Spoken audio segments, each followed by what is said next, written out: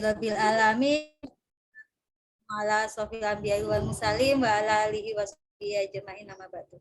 Yang terhormat Bapak Dr. Insinyur Bambang Sugiantoro SSI MT, yang terhormat narasumber kita pada sore hari ini yaitu Mas Sutriman Eskom Mkom, yang terhormat Bapak Ibu dosen Magister Informatika, yang terhormat para mahasiswa di Magister Informatika Universitas Kalijaga Yogyakarta. Puji syukur kehadiran Allah Subhanahu wa taala yang telah memberikan kita nikmat sehat, nikmat iman Islam dan keberkahannya sehingga kita dapat berkumpul dalam keadaan sehat walafiat tak kurang suatu apapun.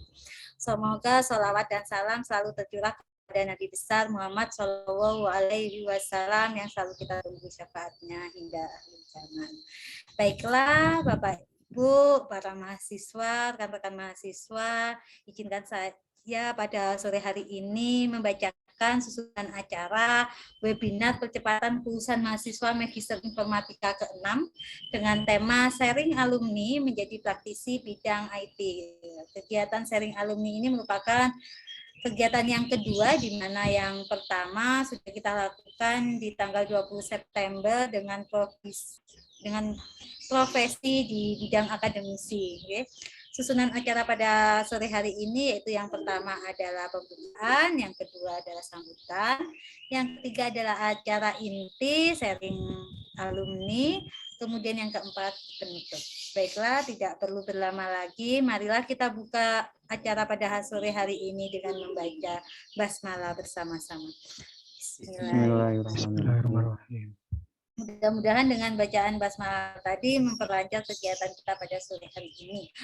Berikutnya yaitu adalah sambutan dari Kaprodi Magister Informatika Fakultas Sains dan Teknologi Universitas Kalijaga, yaitu Bapak Dr. Insinyur Bambang Sugiantoro SSI MT. Kepada Bapak Bambang, waktu dan layar saya persilahkan. Ya, terima kasih Mbak Ati. Assalamualaikum warahmatullahi wabarakatuh. Waalaikumsalam. Pertama kita panjatkan puji syukur kehadirat Allah Subhanahu wa taala yang telah memberikan nikmat pada kita ya, sehingga pada sore hari ini kita bisa melakukan kegiatan webinar ya dengan narasumber dari alumni angkatan pertama ya, alumni terbaik ya.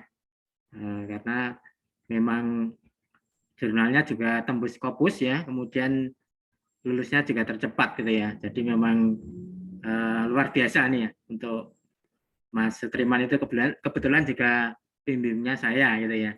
Oke. Yang kedua terima kasih untuk Mas Sutriman ya ini ya Eskom Mkom ini ya yang sudah berkiprah di Kominfo Magelang ya.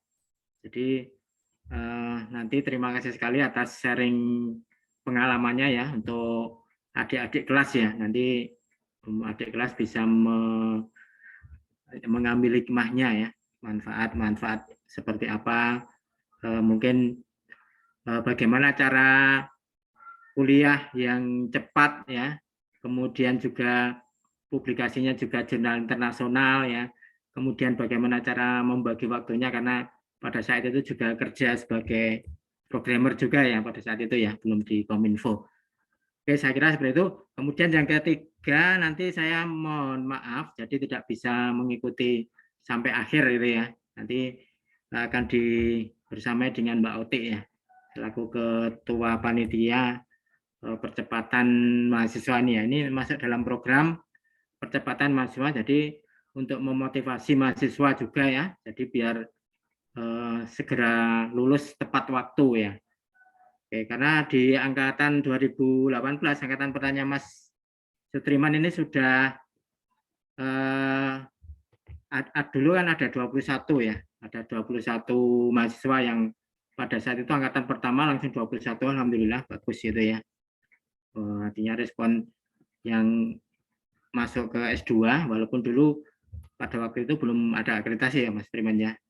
Alhamdulillah 4 tahun ini sudah lulus 17 ya dari 21, jadi yang 4 terpaksa drop out ya karena memang dibatasi 4 tahun saja ya, 4 tahun saja, jadi yang seperti itu mungkin bisa menjadi pelajaran kita nanti untuk yang angkatan-angkatan yang adik kelas, jadi supaya tidak molor itu ya. Syukur-syukur tepat waktu seperti Mas Sutriman itu ya, 1,5 tahun ya, atau berapa saya lupa ya, atau 1 tahun lebih berapa bulan gitu ya. Oke, saya kira seperti itu. Terima kasih. Assalamualaikum warahmatullahi wabarakatuh. Waalaikumsalam Waalaikumsalam warahmatullahi wabarakatuh. Baik, terima kasih Bapak Bambang atas sambutannya. Kemudian acara inti pada sore hari ini yaitu tentang sharing alumni dengan menjadi praktisi di bidang IT, yaitu Mas Sutriman ya.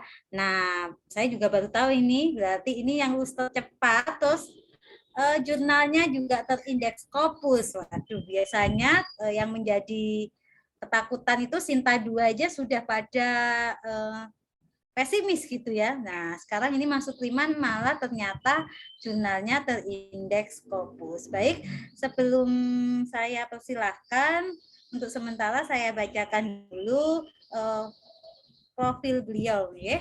Singkat saja, yaitu namanya yaitu Sutriman, kelahiran Magelang ini, kemudian menyelesaikan pendidikan beliau itu S1 di Sistem Informasi Universitas Ahmad Dahlan, kemudian S2-nya beliau mengambil informatika di Magister Informatika Fakultas Sains dan Teknologi UIN Sunan Kalijaga Yogyakarta. Pengalaman bidang kerja beliau tentu sebagai web dan mobile programming, kemudian menjadi server management dan administration.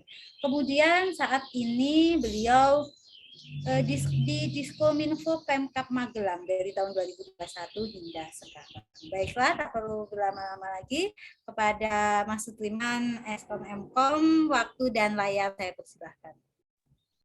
Iya, terima kasih Mbak Oti. Pak Bambang juga terima kasih banyak waktunya.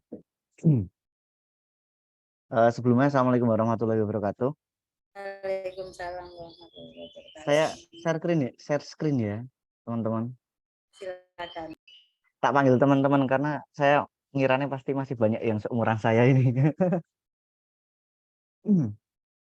Ya, jadi sebenarnya sebelum tak mulai teman-teman kasih prolog dulu, tak kasih disclaimer kalau misalnya saya bikin materi ini tidak terlalu banyak, hanya sedikit. Jadi nanti kalau misalnya sebelum waktunya kok udah selesai, nanti banyakin diskusi aja ya. Kemudian yang perlu saya sampaikan di awal, mungkin yang akan saya sampaikan ini teman-teman semuanya sudah tahu, mungkin teman-teman sudah paham, tapi mungkin saya hanya ingin mengajak teman-teman untuk mengingat kembali, biar nanti roadmap-nya teman-teman itu kelihatan. Dan oh ternyata kalau misalkan udah lulus kayak gini toh, impact-nya kayak gini. Nah, kurang lebih seperti itu. Kemudian sebelumnya tadi udah dibacakan profil saya oleh Mbak Otik, tapi ini tak ulangi sedikit. Ini saya sebut I3 ya, karena kalau misalkan sekarang disebut sebagai programmer yo enggak juga, yo masih ngoding juga. Tapi enggak cuman itu. Kalau misalkan disebut server admin ya bisa juga, ya masih ngerjakan itu juga, tapi ya enggak cuman itu. Nah, jadi saya pokoknya hal-hal yang berhubungan dengan IT ya saat ini masih apapun itu yang kira-kira masih bisa dikerjakan saya kerjakan, teman-teman. Saya lahir 95 di Magelang, 2017 S1 Sistem Informasi dari UAD. Makanya basic saya dulu adalah programmer. Kemudian 2020 lulus dari S2 Informatika UIN Sunan Kalijaga, angkatan pertama. Nah, kenapa kok tiba-tiba saya memutuskan di situ, nanti kita akan cerita-cerita di sana. Kemudian untuk pekerjaan, dari dulu sampai sekarang saya masih freelance yang di merbabu.com. Ini cuma buat brand saya sendiri. Istilahnya kalau misalnya nanti kira-kira masuk ke apa istilahnya, masuk ke pemerintahan mana atau masuk ke mana butuh nama. Nah, saya punya nama untuk apa namanya, mengajukan pekerjaan gitu ya. Kemudian 2017 dari lulus kuliah saya ngoding di UAD di kampus saya dulu. Dan dari 2021 saya di Diskominfo Kabupaten Magelang jadi tukang IT. Nah, teman tukang IT-nya beda, teman-teman. Jadi di awal sebelum saya kuliah S2 ya terutama, dan setelah saya lulus S2 itu beda banget. Nanti teman-teman akan tahu di mana letaknya. Nanti akan kita bahas di dalam. Kemudian ini di bawah ada blog, Twitter, Instagram, teman-teman kalau misalkan pengen kontak-kontak saya bisa lewat situ. Nah, ini disclaimer lagi. Tadi udah tak kasih disclaimer. Ini tulis tadi udah tak sebutin di awal yang intinya saya bukan profesional. Jadi intinya ini kita di sini adalah sharing-sharing. Kalau misalnya saya ada yang kurang, nanti teman-teman bisa menambahi. Karena pasti saya juga banyak belum tahunya. Kemudian yang nomor 2, seperti yang saya sampaikan tadi, saya yakin pasti teman-teman sudah paham isinya. Cuman mungkin saya hanya mengingatkan. Kemudian Anda yang sudah memulai, ada juga yang menuntaskan. Maksud saya adalah keputusan untuk mengambil kuliah S2 itu adalah keputusan teman-teman masing-masing. Tinggal nanti teman-teman memutuskan untuk menuntaskan atau enggak itu terserah teman-teman. Tapi kalau misalnya teman-teman dituntaskan, saya yakin itu akan terbawa nikmatnya itu nanti sampai besok ya, sampai tua, sampai bisa bangganya itu nanti sampai tua. Ini adalah salah satu mungkin bisa dibilang prinsip yang saya pegang dari dulu teman-teman, dari mulai saya SMA, kuliah, dari saya mulai sadar lah istilahnya. Kalau misalnya perubahan itu bukan keberuntungan, perubahan itu harus dikejar. Kalau misalnya teman-teman pengen beruntung, juga bisa teman-teman cuma nunggu, diam, duduk, wah tiba-tiba dapat ide tesis nih. Nggak bisa, teman-teman harus banyak cari referensi. Kemudian nggak bisa juga teman-teman cuma diam tiba-tiba lulus, ya nggak bisa. Nah, jadi ada kutipan sesungguhnya Allah tidak akan mengubah keadaan suatu kaum sebelum kaum itu mengubahnya sendiri. Istilahnya kalau misalnya kita pengen meraih sesuatu ya kita memang harus bergerak, itu mau nggak mau.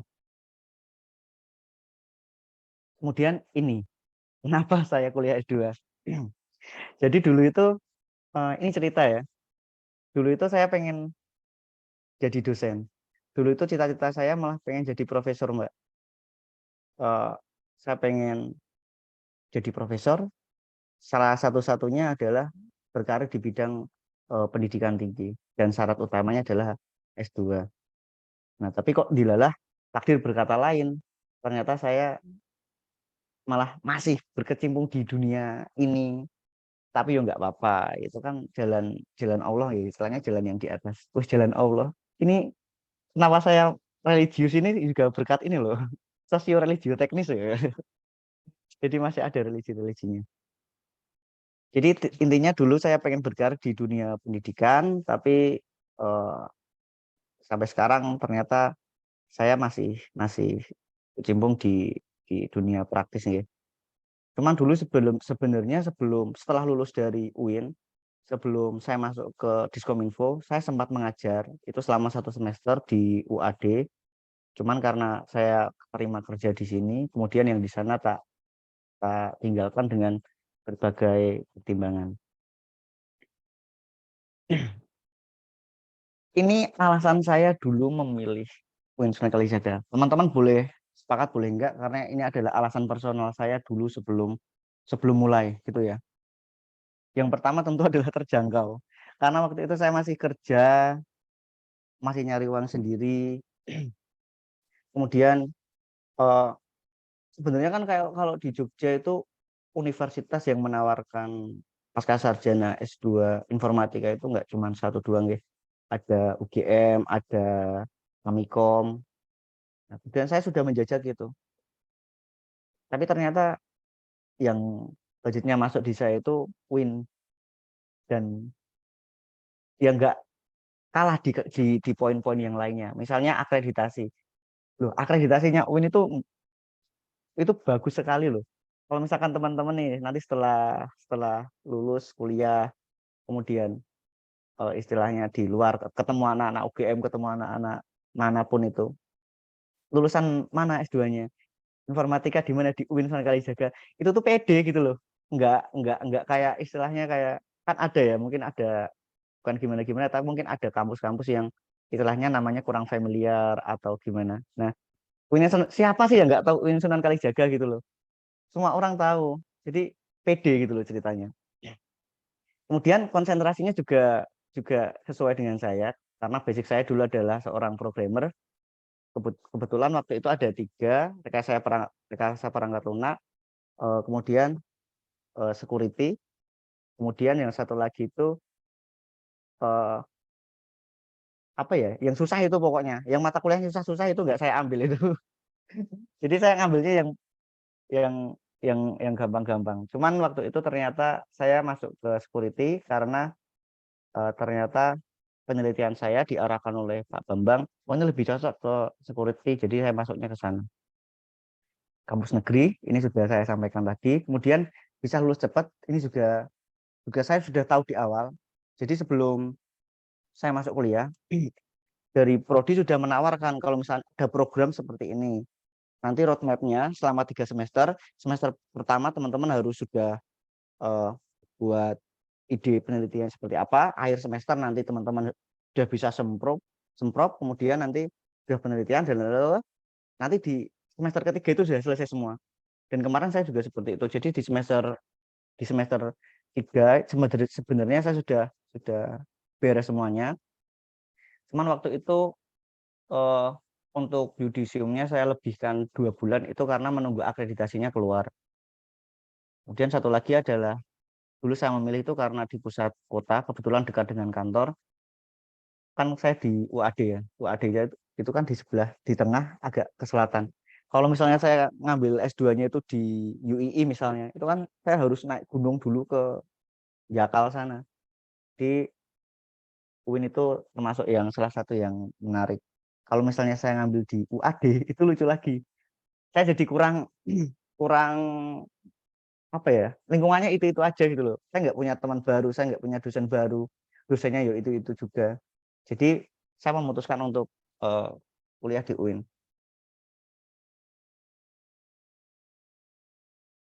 Kemudian ini teman-teman yang mungkin saya agak bingung gimana menyampaikannya, tapi nanti mungkin ini bisa bisa bisa kita eh, obrolin bareng-bareng nanti setelah ini pun bisa saling sharing-sharing. Ternyata setelah selesai S2 itu pengetahuan kita lebih dalam ya teman-teman. Maksudnya kita mungkin nggak tahu banyak hal dalam semua bidang, tapi kita tahu banyak hal dalam bidang kita. Istilahnya lebih spesifik seperti itu. Kalau misalnya teman-teman nanti fokusnya ke security atau fokusnya ke pengembangan perangkat lunak, ya udah itu tekuni. Jadi nanti fokus lebih lebih detail lah, nggak kayak S1. S1 kan mungkin teman-teman lebih gerambian ya. Ya, di S2 itu lebih lebih lebih mendalam. Kemudian ini yang paling menarik, yang paling saya suka dan yang paling saya rasakan nikmatnya sampai sekarang itu adalah kemampuan untuk riset dan analisis. Jadi jangan jangan jangan pikirkan kalau misalkan riset dan analisis itu selalu menjurus ke arah paper, jurnal, tulisan, naskah dan lain-lain ya. Karena saya seorang praktisi, karena saya seorang istilahnya seorang pegawai ya di kantor gitu kan. Apa penting skill analisis, skill riset? Ternyata penting teman-teman. Karena karena kalau misalnya kita kita paham gimana misalnya ada sebuah problem atau sebuah masalah, kita jadi nggak usah terlalu terlalu pusing-pusing itu nanti kelihatan. Kita katakanlah misal ada masalah, kita zoom out, kelihatan nih, oh problemnya seperti ini, solusinya ini, oh nanti seperti ini. Jadi gambaran ininya itu kelihatan. Dan skill itu tuh kita dapatkan tidak terasa. Jadi seiring berjalannya waktu, kita belajar riset waktu kuliah S2, itu tahu-tahu kita jadi terbiasa untuk melihat sesuatu itu selalu dengan menganalisanya lebih mudah lah istilahnya seperti itu. Kemudian eh, ini juga dipakai teman-teman. Jadi kalau misalkan setelah lulus S2 itu biasanya kita bekerjanya udah bukan teknis lagi. Jadi meskipun saya praktisi, kalau misalkan di sini di Diskominfo, saya itu bukan sekarang saya tidak menyentuh teknis langsung ya, tapi satu layer di atasnya. Jadi di bawah saya itu saya punya tim eh, programmer 8 orang, saya juga punya tim jaringan 8 orang, saya punya tim NOC, saya punya server admin sendiri juga. Jadi sebenarnya skillnya itu sekarang lebih skill WA ya. Jadi kalau butuh apa-apa, Mas tolong, Mas tolong, Mas tolong gitu. Tapi manajerial seperti itu, kemudian gimana mengambil keputusan dan lain-lain, gimana mencari solusi dari suatu masalah, Itu saya dapatkan dari situ ternyata.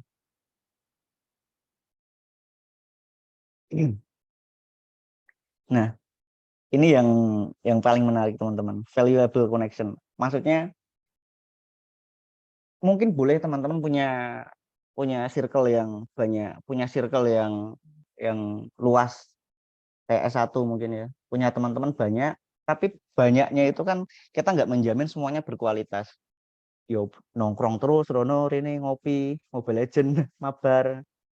Tapi kalau misalnya di S2 dulu, terutama waktu saya kuliah di UIN dulu, itu circle-nya meskipun enggak sebanyak itu, tapi semuanya valuable gitu loh. Ada nilainya.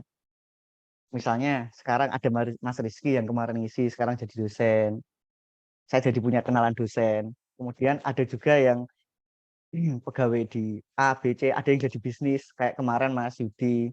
Mas Yudi sekarang buka startup. Kemarin kontak saya minta ada orang finance nggak yang kira-kira bisa diajak prospek gitu misalnya. Jadi kita punya koneksi yang bernilai gitu loh. Nggak cuma banyak kenalan, tapi kenalannya itu ada nilainya. Nah, mungkin nanti teman-teman yang sekarang ada di Zoom ini nggak tahu besok jadi orang-orang besar atau mungkin sekarang pasti saya yakin sudah ada yang bekerja di tempat-tempat yang menjanjikan. Nanti saling enak itu. Teman-teman si A jadi punya kenalan si B yang sekarang kerja di mana misalnya yang siapa tahu besok butuh kan nggak tahu kan kita. Kemudian juga pola pikir yang lebih matang. Saya dulu mana bisa ya ngobrol seperti ini dengan dengan istilahnya improvisasi, ngobrol santai. Dulu gagap paling ya kalau misalkan disuruh presentasi ke depan. Tapi apa ya? Kita sekarang lebih lebih bisa tenang dan melihat sesuatu itu selalu oh pasti ada jalan keluarnya. Intinya seperti itu. Jadi ya lebih matang aja, lebih matang. Kalau misalnya sederhananya seperti itu. Ini dua lagi yang pasti ini karir lebih tinggi. Kemudian kebetulan saya pegawai negeri ya teman-teman. Kalau misalnya di instansi pemerintah itu lulusan S2 memang bisa digunakan, istilahnya bisa digunakan untuk kenaikan jenjang jabatan. Kemudian seiring dengan jabatannya yang lebih tinggi, tentu kan pasti income yang kita dapatkan lebih tinggi. Itu misalnya saya kerja kebetulan di instansi pemerintah. Nah, teman-teman kalau misalnya di perusahaan juga pasti sama. Kalau misalnya teman-teman sudah setelah lulus nanti balik ke perusahaan, gaji sama, yo nggak masuk toh. Karena teman-teman sudah punya nilai jual yang lebih. Teman-teman bisa menganalisa yang lebih. Dan nanti saya yakin pasti potensi-potensi untuk teman-teman dinaikkan jabatannya itu lebih tinggi. Jadi kalau misalnya di kita rata-rata yang jadi kabit, yang jadi pimpinan-pimpinan itu rata-rata pasti orang-orang yang istilahnya lulusannya S2 rata-rata seperti itu. Kenapa? Mungkin karena jabatannya sudah lebih dulu naik. Kayak misalkan saya punya teman seumuran sama-sama daftar, tapi dia punya ijazah mentok di S1, saya punya ijazah di S2. Ya, nanti beda teman-teman. Naiknya akan lebih cepat saya. Kemudian yang terakhir adalah lebih dihargai. Mungkin dulu kalau misalnya saya ngomong seperti ini ya, saya ngomong seperti ini sama materinya. Waktu dulu saya belum lulus, yo siapa yang mau dengerin, nggak guna gitu kan. Karena saya nggak belum punya value seperti sekarang. Tapi sekarang saya misalkan ngomong seperti ini, nyatanya teman-teman mau dengerin kan. Ada 20 orang tuh. Nyatanya saya masih di lingkungan juga seperti itu teman-teman. Nanti akan istilahnya saya merasakan kalau misalnya keluarga saya itu menjadi lebih dihargai. Nggak cuma saya sendiri, bahkan keluarga saya juga lebih dihargai. Kemudian masih banyak yang lain. Saya bikin materinya sedikit, tapi karena tadi sudah disinggung bab apa namanya Scopus, saya akan nambahin sedikit teman-teman. Saya dulu sempat nulis di blog saya ya. Ini saya tulis Januari 2020. Nanti teman-teman bisa cari atau di Google Scopus Sutrima, nanti pasti muncul paling atas insya Allah. Jadi ada blog. Ini adalah cerita saya setelah saya nulis dan kebetulan dibantu oleh Pak Bambang. Mungkin Bambang sampai bosen ya dulu itu tak kontak terus. Bambang, saya minta waktu, Pak Bambang, saya minta waktu gitu. Tapi ya alhamdulillah saya dikasih mudah. Dan dulu Pak Bambang itu punya janji. Kalau misalnya papernya tembus Scopus, nilai tesisnya auto A. Itu yang jadi semangat saya teman-teman. Jadi saya nggak pengen sidang tesis itu mengerikan. Jadi saya push di jurnalnya. Nah setelah jurnalnya lolos, sidang tesis tuh alah, saya cuman formalitas. Ya udah, karena sudah jelas nilainya A kan, jadi nggak terlalu menjadi masalah. Jadi ini ada poin-poin yang saya rasa menurut saya itu penting teman-teman. Itu yang saya pelajari dari sumber-sumber yang lain juga, dan juga yang sudah saya diskusikan dengan senior-senior yang lebih dulu menulis. Kalau misalnya teman-teman baru pemula seperti saya dulu dan pengen tembus di Scopus, itu dulu saya seperti ini. Perkuat kedalaman konten dan sumbangsi dalam penelitian. Ini meskipun dulu waktu itu konten saya dangkal sekali teman-teman. Tapi ternyata pengemasan yang bagus itu juga menarik. Karena sebenarnya kontennya dangkal saya rasa. Karena saya sebagai seorang praktisi hal-hal semacam itu kok waktu itu nggih yang penelitian saya itu sederhana. Tapi ternyata masuk kebetulan ya. Tapi dari reviewernya menginfokan kalau misalnya kedalaman konten itu ternyata menjadi pengaruh yang sangat besar. Kemudian yang kedua itu perbanyak referensi atau citasi dari penelitian terbaru sebelumnya. Jadi kalau misalkan ngambil referensi itu ya jangan yang terlalu lama. Kalau misalkan paling nggak 5 tahun terakhir, jangan referensi tahun 2000 kok diambil, tahun 90-an diambil. Ya meskipun itu masih relevan, tapi pasti ada yang lebih baru yang lebih update. Apalagi IT kan perkembangannya cepat banget ya. Saya ambil poin-poinnya, nanti teman-teman bisa baca sendiri. Kemudian diperjelas latar belakang masalah yang membuat penelitian sebenarnya. Jadi semua penelitian itu penting, semua ide-ide teman-teman itu penting. Tapi kan kita nggak bisa memaksa orang lain yang membaca itu tahu kalau penelitian kita penting. Taunya ya dari latar belakang masalah itu. Kalau misalkan di latar belakang masalah itu kita tulis sedemikian rupa, biar nanti seolah-olah, oh penelitian ini tuh benar-benar penting toh, benar-benar dibutuhkan toh. Itu kan nanti value tulisan kita jadi naik. Nah itu caranya seperti itu. Kita harus perjelas latar belakang masalahnya. Dan ini adalah rekomendasi dari Pak Bambang. Saya masih ingat betul. Ini adalah masukan dari Pak Bambang. Gunakan bahasa Inggris yang bagus. Karena bahasa Inggris jelek itu susah dipahami. Kalau misalkan teman-teman cuma pakai translate atau nulis sendiri, saya yakin itu susah karena apa bahasanya itu beda. Kayak tulisannya Inggris, bahasanya Inggris, tapi SPOK-nya itu Indonesia banget gitu loh. Jadi nanti teman-teman bisa memanfaatkan jasa-jasa translator misalnya atau teman-teman yang kuliah di jurusan sastra Inggris dan sebagainya. Teman-teman bisa menggunakan itu. Tapi kalau misalkan itu terasa agak mahal, kayak saya dulu. Kalau saya dulu, saya bikin bahasa Inggris manual dulu, kemudian saya minta proofing. Jadi saya sudah bikin naskah bahasa Inggris, kemudian setelah di ACC Pak Bambang, saya kirimkan ke translator. Ini saya sudah bikin, tulisannya sudah bahasa Inggris, tapi saya yakin masih salah, jadi tolong dibeneri. Kalau misalnya ada yang belum sesuai, dibenahi. Jadi dibeneri sama translator. Tapi jadi biayanya lebih murah karena sudah saya buat duluan. Kemudian ini ada grafik, tabel atau gambar pendukung yang menarik. Tapi nggak perlu lebay maksudnya. Jadi biar ya ini konten aja ya teman-teman. Biar dalam satu tulisan itu nggak cuma tulisan sama rumus toh. Itu perlu kita tambahin. grafik tabel atau sebagainya.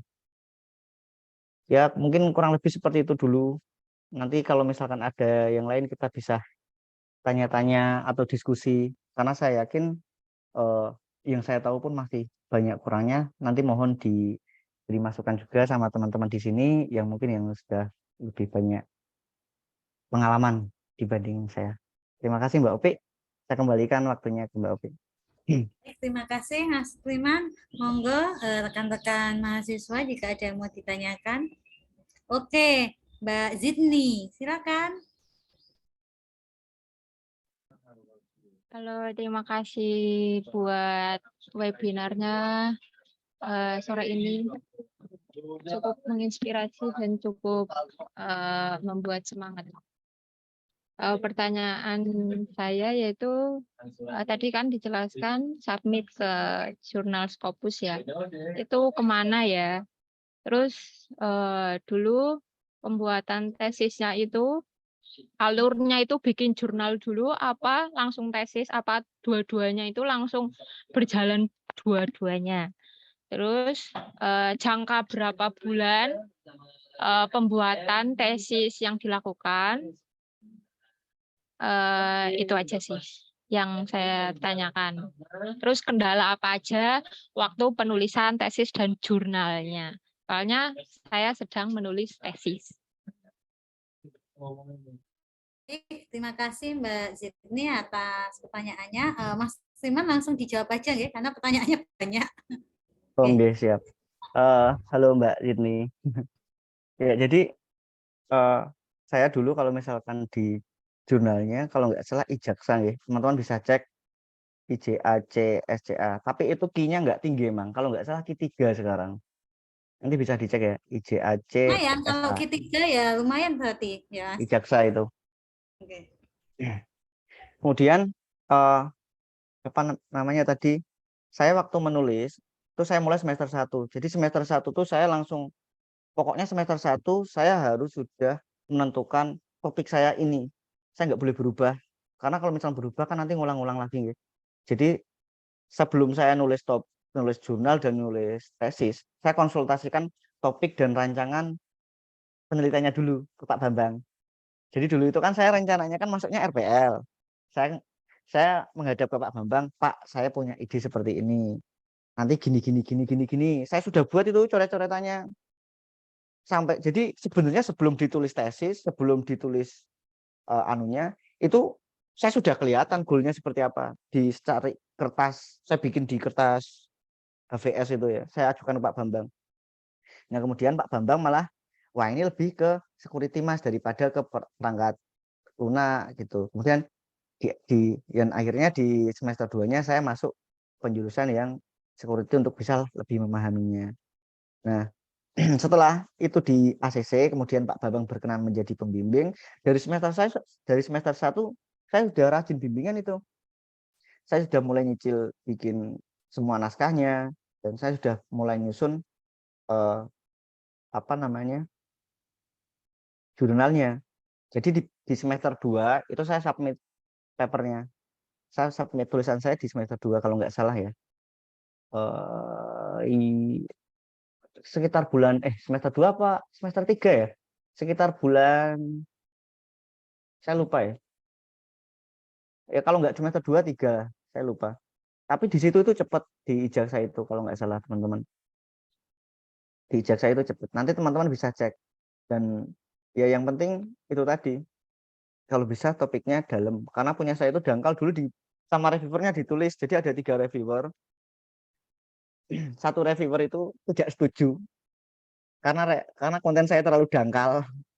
Yang reviewer satunya so-so lah. Masuk boleh, nggak boleh lah. Yang reviewer satunya lagi kan ada 3, yang satu lagi bagus gitu katanya. Jadi saya itu sebenarnya di tepi jurang dan saya diterimanya tuh ya wes lah masuk gitu loh. Jadi sebenarnya nggak bagus banget penelitian saya waktu itu teman-teman. Tapi alhamdulillah bisa diterima meskipun mepet-mepet ya seperti itu. Kemudian apalagi tadi kurang lebih seperti itu ya, sudah terjawab semua ya. Kendalanya apa? Oh kendalanya Kendalanya yang pasti waktu dan device waktu itu saya. Karena saya kan penelitian perlu dicoba ya. Sementara waktu itu eh, perangkat perangkat saya sendiri kan kurang kurang memadai dan saya itu butuh waktu penelitian itu lama. Istilahnya butuh menjalankan mesin dalam tempo waktu yang berjam-jam. Katakanlah untuk nyoba satu skema saya perlu menjalankan skrip kemudian jalan dalam waktu 5 sampai 6 jam sampai 7 jam misalnya baru bisa saya ketahui hasilnya. Itu baru satu skema, belum saya nyoba beberapa kombinasi belasan mungkin puluhan skema. Jadi itu salah satu kendala tapi itu bukan kendala ding, itu mungkin bisa lebih pas disebut sebagai proses ya. Kemudian ya tata naskah itu pasti kendala ya, apalagi kita masih belajar kan namanya waktu kuliah, waktu sekolah kan belajar. Jadi direvisi Pak Bambang itu ya wajar. Itu tak sebut bukan kendala sih, lebih ke prosesnya aja. Apa ya? Kalau saya rasa kendalanya ya kendala-kendala proses sih. Maksudnya ada memang susah, harus tambah lama misalnya, harus dari itu, harus ganti ini. Tapi yang saya meskipun gonta-ganti, katakanlah gini, ganti judul, oke nggak masalah. Ganti latar belakang, ditambahin ininya, oke nggak masalah. Diganti bla bla bla bla bla-nya nggak masalah, selama topiknya tetap ini. Maksudnya seperti itu. Jadi kontennya tuh ini gitu loh. Judulnya mau ganti-ganti nggak masalah. Mau judulnya nanti sebelum dikirim diganti kan nggak masalah juga. Nggak, istilahnya nggak banyak effort gitu loh. Kemudian mau nambahin latar belakang disuruh gimana ya nggak masalah, mau kontennya dibolak-balik nggak masalah. Tapi yang saya jaga dari awal adalah dari semester 1 itu nek bisa ketika teman-teman memutuskan untuk memilih satu topik A gitu, itu teman-teman harus yakin betul itu. Jangan sampai nanti di perjalanan diganti karena nanti harus restart lagi gitu loh, harus mulai dari awal lagi. Yang penting topiknya dijaga betul-betul, itu nanti insya Allah cepat selesai. Gitu nggih. Berarti kan gini ya, jurnal itu adalah salah satu syarat ketika mau melakukan sidang ya. Berarti kan Mas Sutriman itu lulus 1,5 tahun ya. Nah, berarti kalau kita hitung misal nih ya, Mas, bulan ke-6 kita mau sidang. Berarti Januari itu Mas Sutriman sudah masukkan jurnal. Kemudian sudah ada kepastian bahwa jurnal itu diterima gitu nggih. Karena kan saya tuh membayangkannya karena Mas Sutriman itu kan lulusnya cepat gitu. Sedangkan jurnal Scopus biasanya reviewnya itu butuh waktu ya, nggak cepat juga gitu. Jadi waktu saya mendaftar sidang memang belum terbit beneran terbit. Jadi kan kita sudah email-emailan Tapi kan sudah sama sana ya. diterima ya? Ya, kayaknya sudah diterima. Kemudian saya translator dan lain-lain seperti itu. Jadi waktu itu Pak Bambang dan juga dari Prodi juga memudahkan. Jadi untuk kita yang penting kita sudah submit, kemudian kita sudah ada kira-kira kan kelihatan ya pasti ya dari responnya itu kira-kira positif atau negatif seperti itu. Jadi ada juga nggak cuma saya, teman-teman yang lain yang ternyata setelah lulus baru terbit, tapi sudah ada kepastian diterimanya seperti itu. Baik. Apa ketika awal sudah mau mengupload jurnal ya, mau menerbitkan jurnal itu, Mas Sutriman itu sudah dari awal itu nembak saya tak Scopus aja kan? Kalau di prodi itu kan diberi apa ya? Ini maksudnya ya sudah di Sinta 2 gitu. Tapi Mas Sutriman emang dari awal sudah memutuskan mau yang ke Scopus itu. Iya, betul. Jadi waktu di awal saya pengen apa namanya, sebelum saya bikin tesis, saya pengen ngupload jurnal sebagai syarat itu. Hal yang pertama saya lakukan itu adalah ngelis jurnal Scopus yang IT yang kira-kira sesuai dengan tulisan saya itu mana aja. Di UAD ada jurnal ini, di universitas mana ada jurnal ini, di mana ada ini. Jadi saya list itu semua.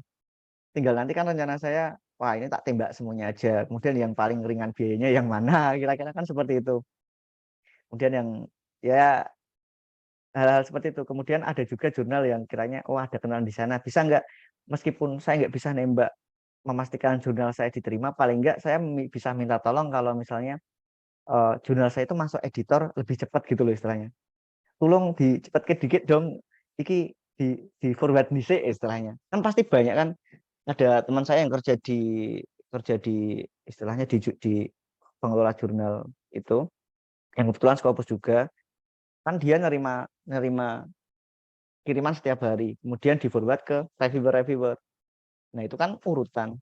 Ya meskipun saya nggak bisa memastikan jurnal saya diterima, paling nggak saya bisa meminta tolong untuk biar dikirimkannya lebih cepat istilahnya. Seperti itu. Kemudian, ya seperti itu. Oke, baik rekan-rekan, silakan jika ada pertanyaan berikutnya. Monggo. Oh ini ada. Ada tadi Mbak Sydney. Oh sudah ya. Berarti itu jenengan lulusan pertama nggih, bareng. Lulusan pertama. Jadi waktu saya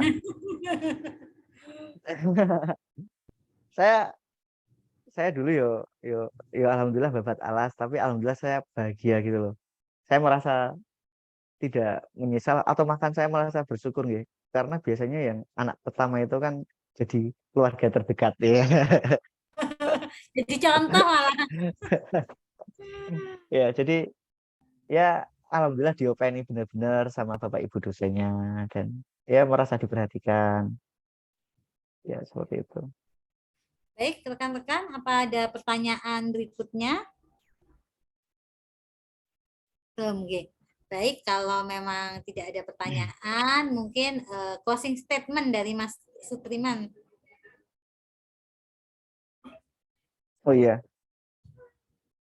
Ya intinya teman-teman, kalau misalnya teman-teman pengen apa namanya, pengen lulus atau pengen apa, nek bisa tentukan target itu yang tinggi ya. Karena kalau misalkan kan ada yang bilang, kalau misalkan kepengen sesuatu yang tinggi nanti jatuhnya sakit. Ya sebenarnya nggak gitu juga. Kalau misalkan kita mengidam-idamkan langit ketujuh, kalau jatuh kan masih ada langit kelima dan keenam, keenam, kelima, keempat. Siapa tahu kita jatuhnya di langit keempat kan. Kalau kita mau mau ingin mengimpi-impikan langit lantai kedua aja kita ragu-ragu, yo nanti kita susah naiknya. Dan kalau misalkan teman-teman memang sudah ingin, yo kejar, cari tahu urutannya seperti apa. Kemudian kan target itu, kalau misalnya kita punya target yang tinggi, kalau misalnya kita lihat secara langsung itu rasanya awang-awangan. Kita merasa wah susah nanti daripada nggak lulus gitu. Tapi kalau misalnya kita setelah melihat yang target yang tinggi itu, kemudian kita pecah-pecah ya, kita bagi targetnya sedikit demi sedikit, nanti insya Allah akan tercapai dengan lebih mudah. Kayak misalkan saya pengen ke Scopus misalnya, oke, kita punya berapa bulan sampai dengan tanggal apa, bulan apa misalnya. Ya udah, berarti di minggu ini kita kelompokkan apa namanya, jurnal-jurnal Scopus yang kira-kira sesuai dengan topik kita. Kemudian minggu besok kita siapkan. Nah, kalau misalnya udah siap, kita ajar aja. Intinya kita bagi-bagi lah. Tapi kalau misalkan teman-teman benar-benar pengen, apalagi yang pengen berkarir di dunia pendidikan, ya kalau misalkan pengen sesuatu yang tinggi, ya jangan ragu-ragu, nggak apa-apa, nggak masalah, kita perjuangkan aja. Itu aja. Terima kasih banyak. Baik, terima kasih Mas Triman atas sharingnya pada sore hari ini. Mudah-mudahan sehat terus, karirnya Amin. cemerlang, Amin. jangan kapok ya, main kesini lagi sharing-sharing lagi nanti kalau ada maba baru gitu ya. Kalau ada maba datang lagi ke sini gitu. Baik rekan-rekan mahasiswa, terima kasih atas atensi dan partisipasinya. Saya ucapkan terima kasih kepada Bapak Dr. Insinyur Bambang Sugiantoro, Kaprodi Magister Informatika dengan atas arahannya sehingga kegiatan ini berjalan dengan lancar. Terima kasih Mas Sutriman atas sharingnya. Mudah-mudahan sehat terus menjadi amal jariah, ilmu yang bermanfaat. Dan terima kasih pada rekan-rekan, mudah-mudahan goalnya kegiatan webinar yang kita adakan itu supaya rekan-rekan mahasiswa itu lulus tepat waktu itu benar-benar tercapai karena banyaknya sharing dari alumni ataupun nanti narasumber yang akan kita hadirkan berikutnya. Baik, demikian kegiatan kita pada sore hari ini. Mari kita tutup dengan membaca hamdalah bersama-sama. Alhamdulillah. Alhamdulillahirabbil alamin. Baik, terima kasih. Mohon maaf jika ada salah kata dan kurangnya. Wabillahi taufiq wal hidayah. Wassalamualaikum warahmatullahi wabarakatuh. Waalaikumsalam warahmatullahi wabarakatuh. Terima kasih Mas Fitriman. Lancar Oke, nggih. makasih banyak Mbak Oti, Nggih, makasih Mbak Bambang, sama-sama. teman-teman. Baik. Pamit nggih. Yes, izin nggih. Nggih, Assalamualaikum. Waalaikumsalam.